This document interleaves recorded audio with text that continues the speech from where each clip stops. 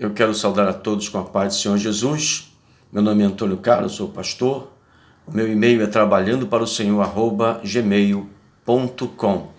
E também, se você puder me ajudar, inscreva-se no meu canal, dê um like, faça um comentário, e isso será muito útil, muito proveitoso e vai ajudar o meu canal, que é o canal daqueles que estão desejando abençoar a Igreja do Senhor Jesus. Amém? Eu quero meditar com vocês hoje em Gênesis, no capítulo de número 6, e os versículos 7, 8 e 9. Se você tiver uma Bíblia e quiser acompanhar a leitura, são apenas 3 versículos. Amém? Diz assim, versículo 7 de Gênesis, capítulo 6. E disse o Senhor: destruirei de sobre a face da terra o homem que criei, desde o homem até o animal, até o réptil e até a ave dos céus, porque me arrependo de os haver feito. Noé, porém, achou graça aos olhos do Senhor. Estas são as gerações de Noé. Noé era varão justo e reto em suas gerações. Noé andava com Deus. Que maravilha! Essa expressão, essa afirmação é, para mim, pelo menos, muito importante quando diz que Noé andava com Deus. Em um tempo remoto, na antiga Mesopotâmia, Noé andava com Deus. Eu quero chamar a atenção para esse período que nós chamamos de período pré-diluviano. Deus estava olhando para a terra e viu que a terra estava muito contaminada. Havia muita violência. Noé foi o último dos patriarcas pré-diluvianos. Ele teve como pai a Lameque.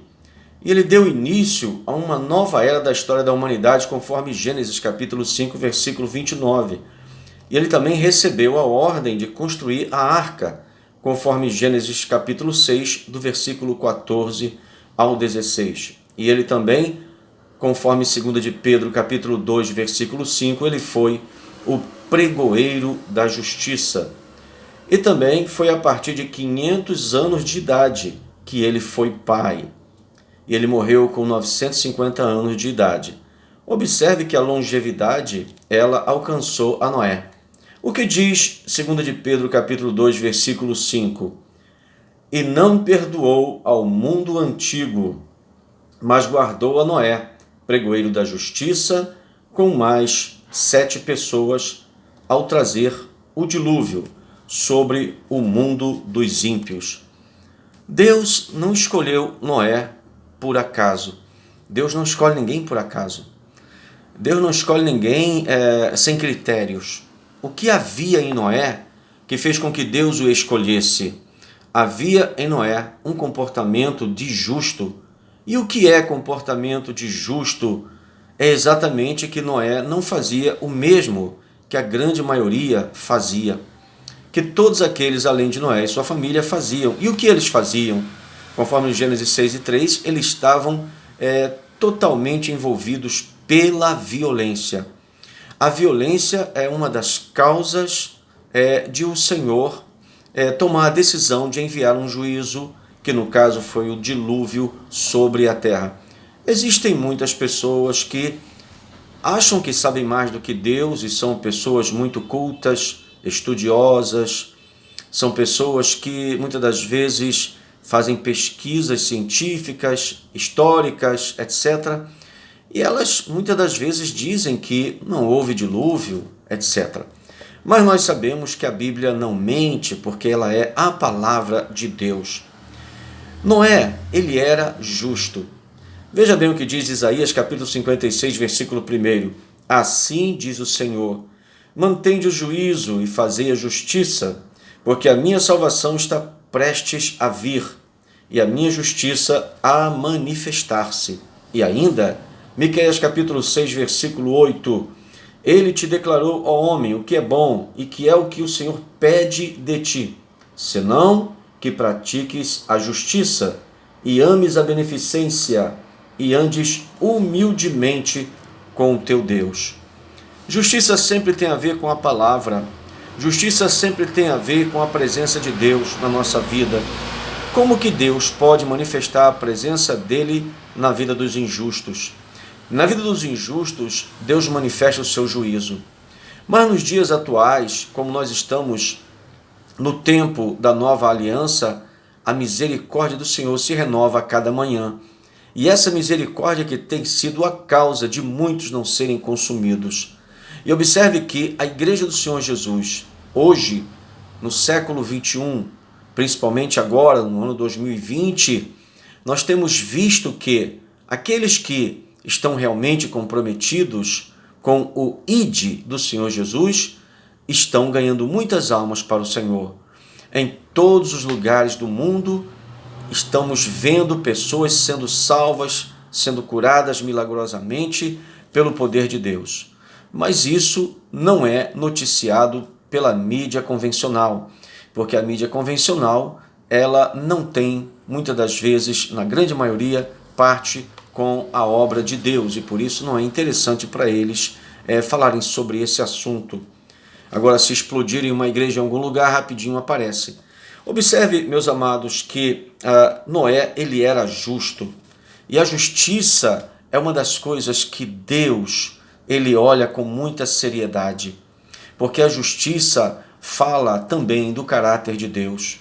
Observe que no Salmo 89, versículo 14, está escrito: justiça e juízo são a base do teu trono, misericórdia e verdade vão adiante do teu rosto. O Espírito Santo colocou essas palavras no coração do salmista e ele as escreveu para que ficasse registrado para a edificação da nossa vida espiritual. Nós temos que ter certeza, convicção plena de que servimos a um Deus que é justo, mas que também dele procede o juízo, isto é, a punição divina.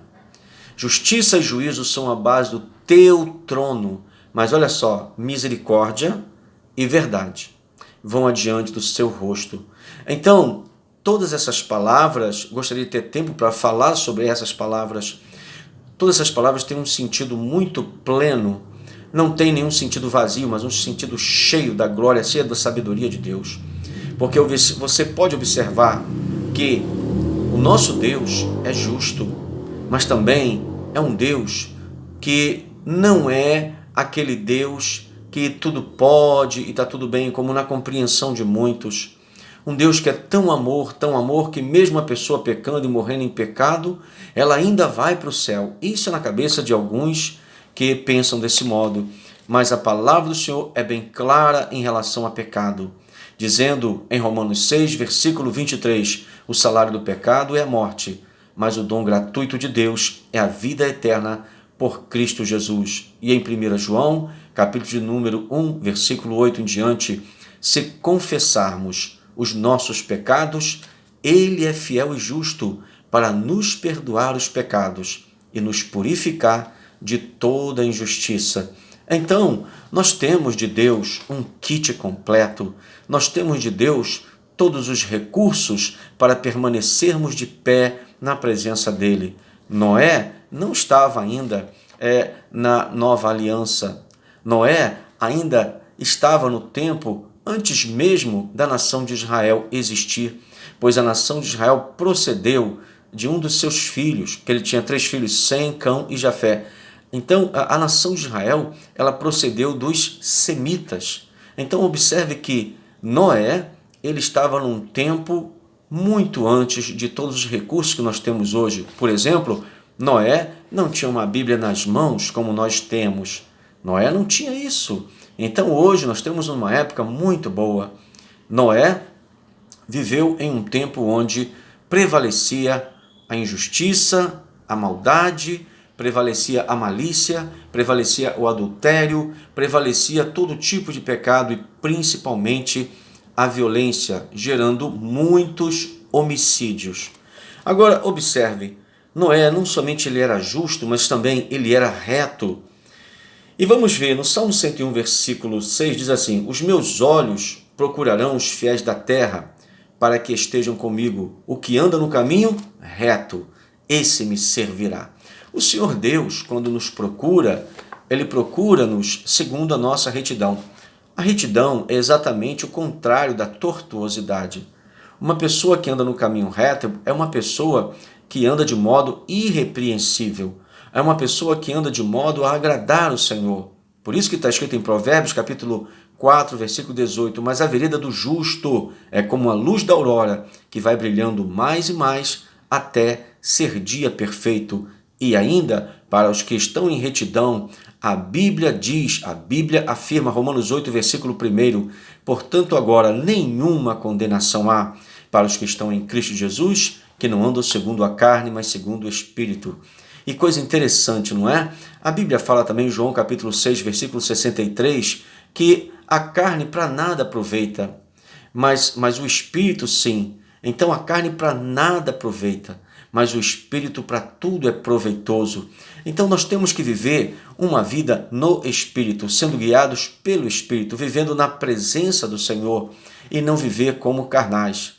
Então, a Bíblia fala também que Noé era reto. No Salmo 32, versículo 11, diz assim, alegrai-vos no Senhor e regozijai-vos, vós os justos, e cantai alegremente, vós que sois retos de coração.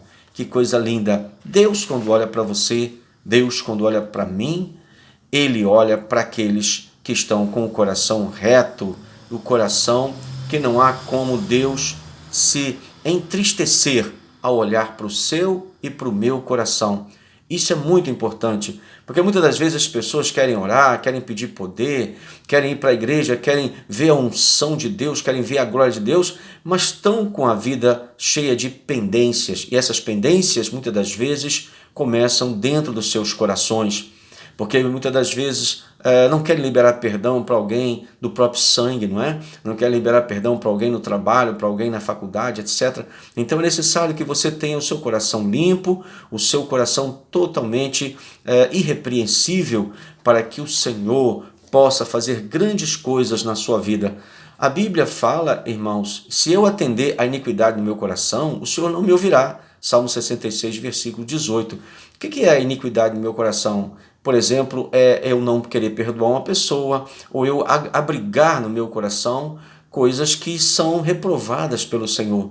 Então, desse modo, nem a minha oração será ouvida. Isso é regra de Deus. Ah, não, mas Deus é misericordioso, Ele vai me ouvir sim. Sim, Ele vai te ouvir, mas a Bíblia afirma que Ele não vai te atender.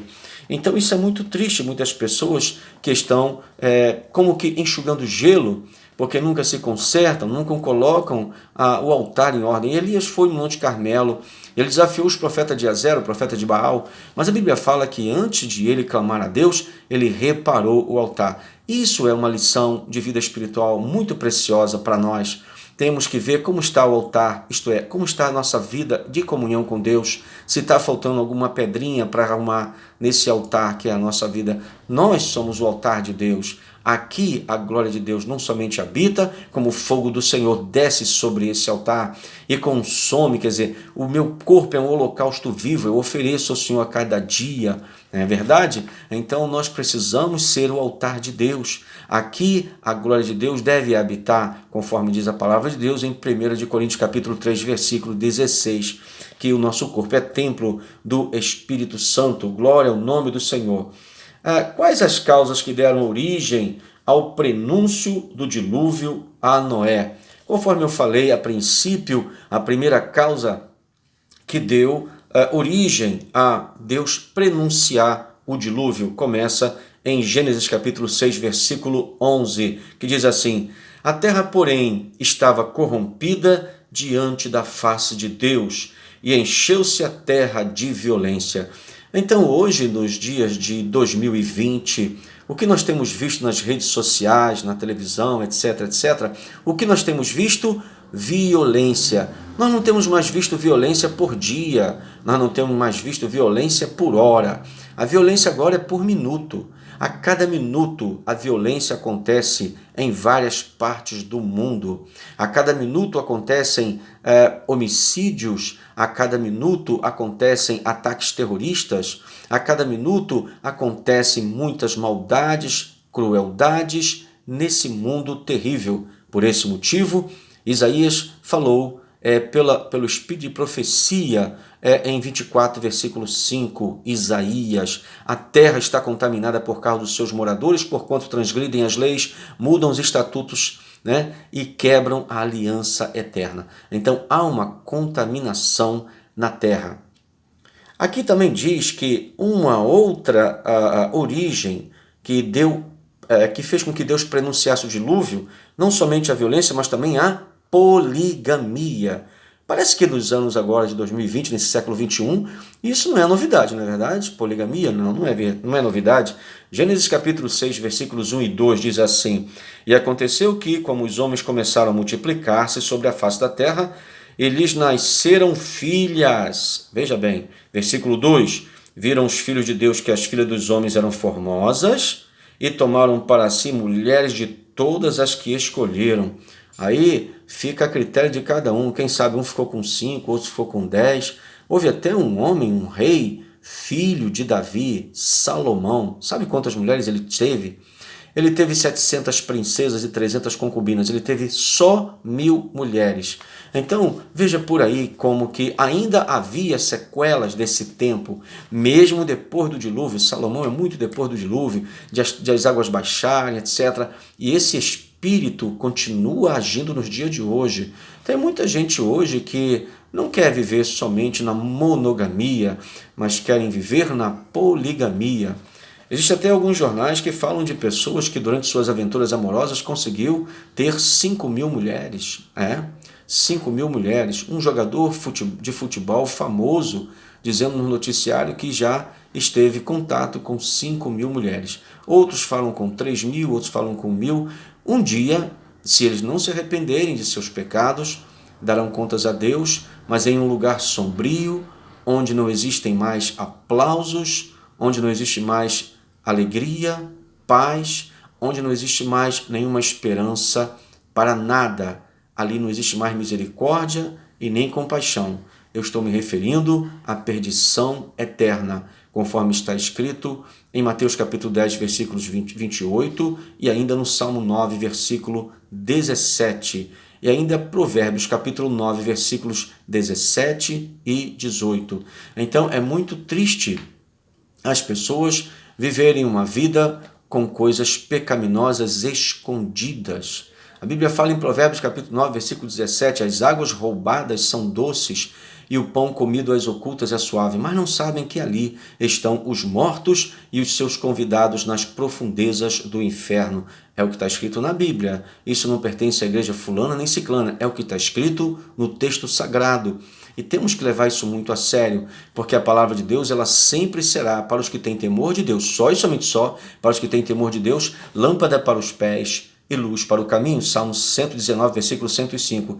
E o versículo 11 está escrito assim: escondi a tua palavra no meu coração, para eu não pecar contra ti. E ainda Tiago, capítulo 1, versículo 22, está dizendo: e sede cumpridores da palavra, não somente ouvintes, enganando-vos com falsos discursos. Esses falsos discursos normalmente são justificativas para permanecerem pecando. Muitas das vezes, certos pecados, eles são de forma assim invisível aos olhos das pessoas que não têm muito conhecimento bíblico, mas bem visível aos olhos de Deus. Nada nem ninguém escapa do olhar de Deus.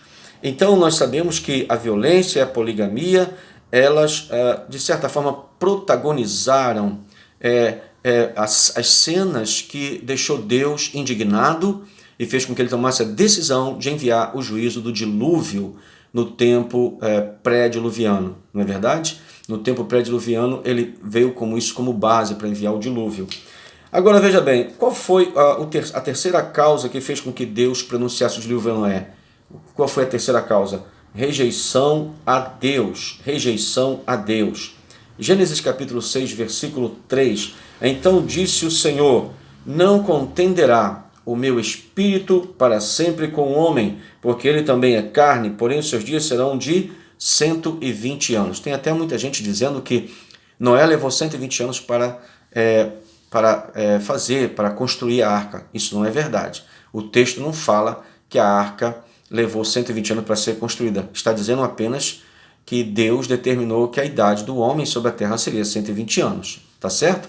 Não existe nenhum texto bíblico, nem no contexto, nem por referência, nem por inferência, nós não podemos afirmar exatamente o número de anos que Noé levou para construir a arca.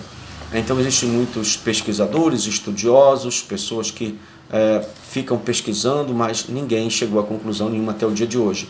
Então, na verdade, eu aprendi com Jesus a falar quando sei, que sei, e quando não sei, que não sei. Agora, ficar especulando e falando por aí, fazendo afirmações, isso é muito perigoso.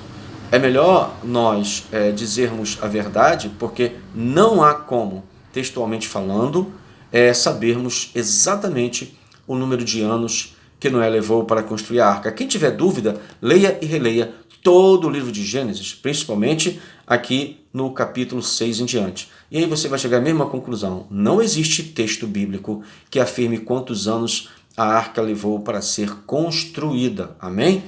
Pois bem, nós vimos então que a violência, a poligamia e rejeição a Deus foram um dos 3 principais motivos, mas também tem o coração cheio de maldade. Isso também foi um 4º motivo para que o Senhor enviasse o juízo do dilúvio. Diz aqui, Gênesis 6:5, e viu o Senhor que a maldade do homem se multiplicara sobre a terra e que toda a imaginação dos pensamentos de seu coração era só má continuamente. Quer dizer, não havia mudança. A imaginação do coração do homem era má. Eu acredito que hoje, no Rio de Janeiro, São Paulo, toda a região sudeste, o Brasil inteiro, o mundo inteiro, ele está um pouquinho pior do que o tempo pré-diluviano. Mas como Deus fez uma aliança com a terra e enviou o arco, não é íris não, viu? Cuidado, o texto bíblico não está escrito íris, está escrito só arco. Se você tiver dúvida, vai lá e veja. Não está escrito arco-íris, está escrito arco. Amém? E por que não? Porque não está escrito, é simples assim. Agora, outra coisa, Deus deixou o arco, não vou mais destruir a terra com dilúvio. É claro que ele envia enchente, envia tufão, envia furacão, envia terremoto, envia tsunami, mas não é sobre toda a terra, são em regiões específicas.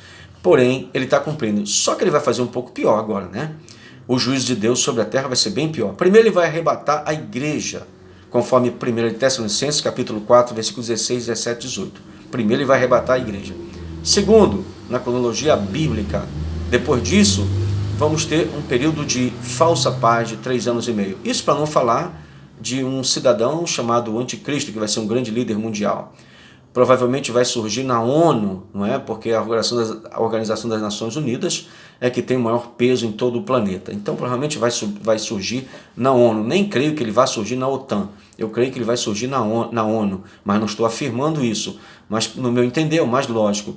E ele vai ser um líder mundial que vai conseguir nações para dar apoio a ele. E ele vai ter carta branca em tudo quanto é país do mundo. Porém, sempre vai ter aqueles que vão rejeitá-lo. Então o que ele vai fazer? Vai ter a tal da marca da besta. Agora, se vai ser um chipzinho, se vai ser isso ou aquilo, isso aí também não interessa para quem está querendo subir para o céu, né? Não, isso a gente não interessa para a gente. Interessa saber que vai ter essa marca e quem não quiser essa marca não vai poder comprar, não vai poder trabalhar, não vai poder tirar documento, não vai poder... E inclusive vai ser morto. Essa é a grande verdade. Vai ser morto. Literalmente morto. Não é simbolicamente morto, é literalmente morto. Então, durante esses 3 anos e meio de falsa paz, vai acontecer que o povo vai começar a achar que está tudo bem. Só que ele vai fazer um pacto de 7 anos com Israel, 7 anos. Isso está lá escrito em Daniel, capítulo 9, versículo 27. Na metade desse tempo, ele vai ser infiel e vai profanar o lugar santo do templo dos judeus, do templo de Salomão, que vai ser reerguido, reconstruído.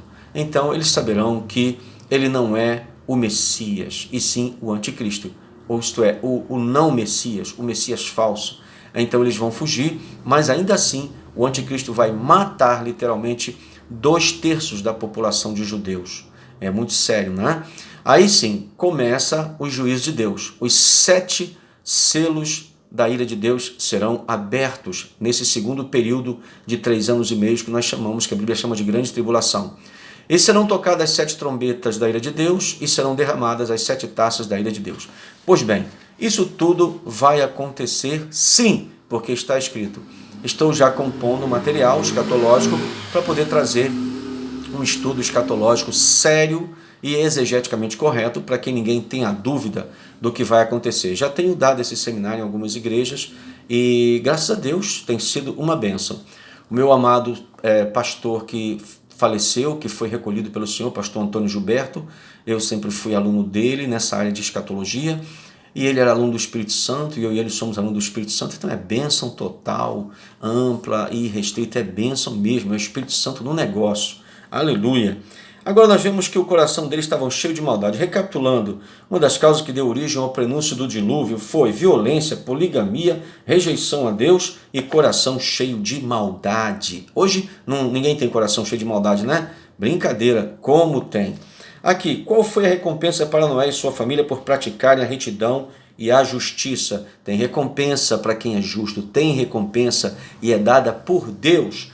Primeiro, foram salvos das águas do dilúvio, porque a arca foi para eles. Para quem? Para quem é justo. 2 de Pedro 2,5 e ainda 1 de Pedro 3,19, no qual também foi e pregou os espíritos em prisão. 1 Pedro 3,20, os quais em outro tempo foram rebeldes, quando a longanimidade de Deus esperava nos dias de Noé, enquanto se preparava a arca, na qual poucas, isto é, 8 almas, se salvaram pela água. Então, o Senhor, através do Santo Espírito, usava Noé naquela época para pregar sobre o que estava para acontecer. Talvez perguntassem: o que você está fazendo aí, ô maluco, ô louco? Fazendo um deserto desse aí, construindo essa arca? Aqui nem mar tem. Mas Noé falava que haveria um dilúvio por causa da maldade do homem, por causa da maldade do coração, por causa da poligamia, por causa da violência, mas eles não estavam nem aí. Provavelmente zombavam de Noé, como hoje zombam dos crentes também. Agora veja bem, como andar com Deus no século 21, imitando o pregoeiro da justiça? Já fez essa pergunta?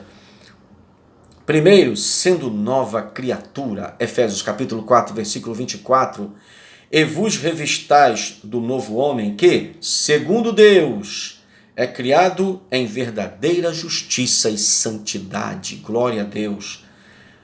Segundo, não se contextualizando com o mundo. Deixa esse mundo para lá.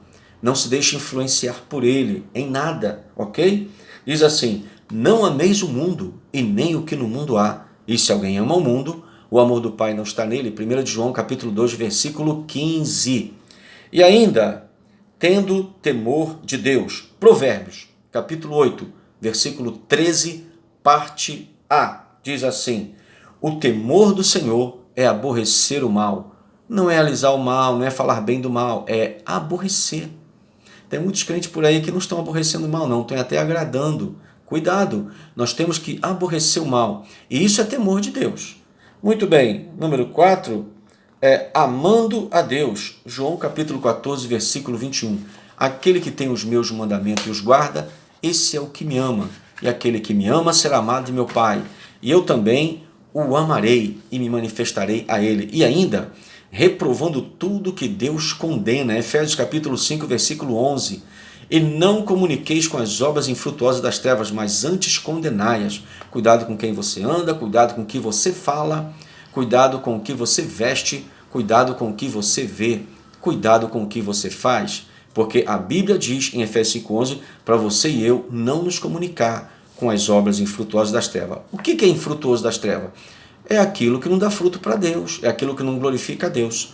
Seja aquilo, seja aquela, seja aquele, entende o que eu quero dizer? Você entende, né?